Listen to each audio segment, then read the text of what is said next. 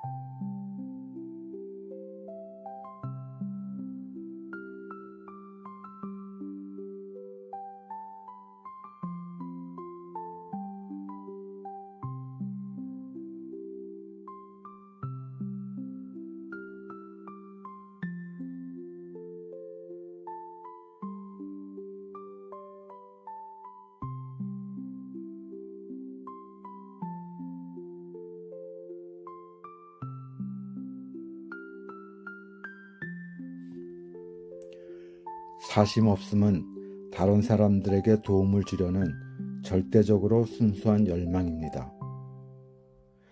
거기에는 자의식의 흔적이 없습니다.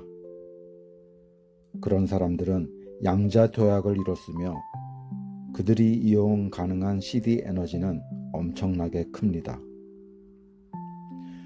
그들은 정상적인 사람들이 불가능하다고 보는 상황에서 일을 해낼 수 있습니다.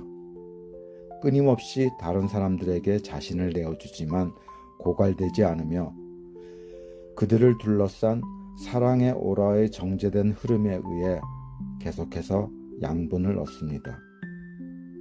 27번째 CD 사심 없음.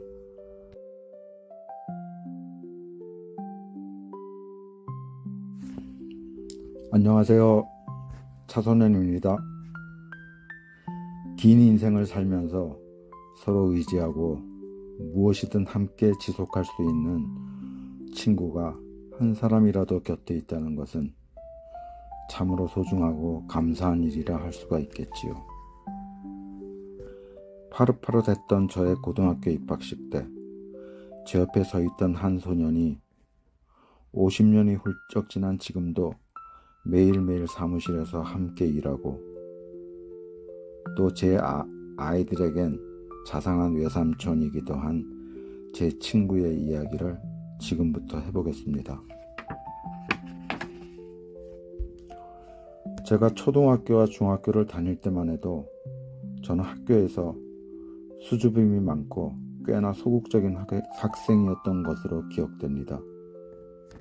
태어난 고향인 부산에서 초등학교 5학년 때 서울로 이사 온 저는 중학교를 졸업할 때까지만 해도 이전처럼 그냥 조용하게 학교를 다녔던 것으로 기억이 납니다. 중학교 3학년 때 올라와 고등학교로 진학하기 위해 담임 선생님과 개인적 상담을 가지던 그때였나 봅니다. 가깝게 지내던 부반장 친구가 처음 보는 학교의 원서를 제게 불쑥 내밀었습니다. 본인이 가려고 산 것인데 사정이 있어 못 갈 것 같다고 저에게 학교 설명까지 자세하게 해주는 것이었어요. 5년제 공립 전문 고등학교로 너는 미술의 재질이 있으니 이 학교에 가면 좋겠다고 제게 말하는 친구가 어른스러워 보이기까지 했어요. 말하자면 고등학교 3년 교육에 대학 2년 교육이 합쳐진 5년제 기술 전문학교로 기계, 건축, 토목, 공예 4가지 전공 과목에 있는 공립대학으로 저에겐 무엇보다 고등학교에서 대학교를 가기 위해 치열한 입시 경쟁에서 벗어나는 것과 당시 풍요롭지 못한 집안 사정에 조금이라도 부모님 힘을 덜어드릴 것 같은 저렴한 학비 때문이었습니다. 학교 입학식 때 처음 만났던 지금의 처남인 친구는 1, 2학년 때는 서로 다른 반이 되었다가 3학년이 되어 한 반이 되어 다시 만나게 되었지요. 그리고 3학년 때부터의 성적은 졸업 후 취업 시 중요하게 반영되기 때문에 저희들은 1, 2학년 때는 그야말로 실컷 놀았습니다. 그리고 3학년부터는 본격적으로 그야말로 살기 위해 공부에 관심을 가지고 열심히 공부하기 시작했지요. 학교 수업을 마치면 같이 도서관에 가서 사서 고조일도 하면서 3학년을 그렇게 보냈습니다. 3학년 2학기를 마치고 겨울방학이 시작되는 어느 날이었어요. 학교의 총학생회장 형이 저희들을 불러 겨울방학 동안 자기네 외삼촌이 운영하는 문교부 교육용 궤도를 그리는 회사에서 아르바이트를 해보지 않겠냐고 하길래 저희들은 돈도 벌고 경험도 쌓을 겸 3학년 겨울방학을 그곳에서 보냈습니다. 방학이 끝나고 다시 학교에 다시 가야 할 무렵 출판사 사장님이 저희 두 사람에게 학교가 파하고 나서도 와서 일해줄 수 없겠냐고 하길래 저희들은 잠시 고민을 했었던 것 같습니다. 방과 후 오후 6시부터 밤 12시까지 6시간을 일하는 것인데 한 달 급료가 그 당시 대졸 신입사원 초봉의 4분의 1 정도 되는 큰 돈이었어요.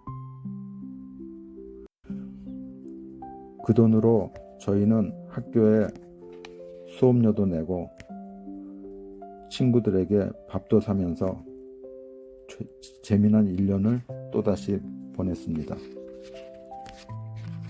일하는 옆에다가 학교 교재도 펴놓고 공부도 하면서 그야말로 일타쌍피의 생활을 거의 1년 가까이 했었습니다. 학교를 졸업하고 첫 직장이자 지금의 사무실을 오픈하기 전의 마지막 직장이기도 한 건설회사에서 처남과 함께 일을 하고 회사의 배려로 두 사람은 4년제 대학으로 편입까지 하게 되어 그 당시론 유일하게 미술대학의 건축과가 있는 홍익대학교에서 마지막 남은 학업까지 마치게 되었지요. 그렇게 세월이 흘러 제가 30살이 되었을 때 저는 대학교 1학년 때 친구네 집에서 처음 보았던 그 당시 초등학교 6학년인 지금의 제 아내와 결혼을 하였습니다. 그리고 건축사 자격증을 딴 이듬해 회사를 14년 동안 다닌 회사를 그만두고 저희는 설계사무소를 함께 차렸습니다. 그리고 큰아이가 미국에서 고등학교를 다니던 2001년도에 저는 처남네 아이들까지 데리고 미국으로 건너가 제2의 삶을 살게 되었습니다. 모두가 아이들을 교육을 위해서 간 것이지요. 미국으로 건너간 후에도 처남은 혼자 한국에 남아 건축사무소를 운영하면서 미국에서 부족한 생활비와 아이들 학비까지 보내주었습니다. 저 역시 미국에서 한국에선 해보지 않았던 일을 하면서 아이들 교육에만 전념했었지요. 그렇게 지내던 어느 날 미국으로 건너간 지 4년쯤 되던 해였나 봅니다. 한국에서 협심증으로 고생하시던 아버지께서 돌아가셨다는 청천벽력 같은 소식이 날라왔습니다. 와병 중이실 때도 일을 하고 아이들 때문에 자주 한국에 돌아보지 못했는데 처남이 제 대신 아버지를 극진히 보살피느라 수고가 많았고 저는 미국에서 아이들을 보살피느라 한국에 들어가 볼 수가 없었지요. 아버지 영전 앞에서 너무나 죄송하고 죄송하였습니다. 아버지가 돌아가신 후에도 처남은 제 어머니에게 생활비를 드리며 친아들처럼 한 동네에서 그렇게 또 지냈습니다. 아이들이 모두 대학을 마치고 다시 한국으로 돌아온 저는 처남이 그동안 지켜온 회사로 다시 돌아와 일을 하기 시작했고 한국으로 돌아온 첫 해에는 제법 규모가 큰 현상 설계에 당선되어 다시 시작하는 기쁨을 누렸습니다. 그게 벌써 또 15년 전 일이로군요. 생각해보니 세월은 화살처럼 빨랐습니다. 눈빛 하나만으로 서로가 할 수 있는 일을 스스로 알아서 지내온 긴 세월, 고등학교 입학식 교정에서 처음 만났던 50년이란 기나긴 세월을 이렇게 지내다 보니 요즘엔 참으로 매일매일 보는 친구가 고맙고 소중합니다. 서로가 사심이 없었기에 가능했던 일이었지요. 사심 없음은 서로에게 도움을 주려는 절대적으로 순수한 열망입니다. 그러기에 거기에는 자의식의 흔적이 없습니다. 그리하여 서로가 양자도약을 이뤘으며 이용 가능한 CD 에너지는 이토록 컸었나 봅니다. 끊임없이 자신에게 자신을 내어주지만 고갈되지 않으며 서로를 둘러싼 사랑의 오라에 정제된 흐름에 의해 계속해서 양분을 얻고 있습니다. 반백년을 넘게 해오는 친구에게 더없는 고마움을 표하며 우리 아이들에게도 이 이야기를 들려주어야겠습니다. 끝까지 들어주셔서 감사합니다.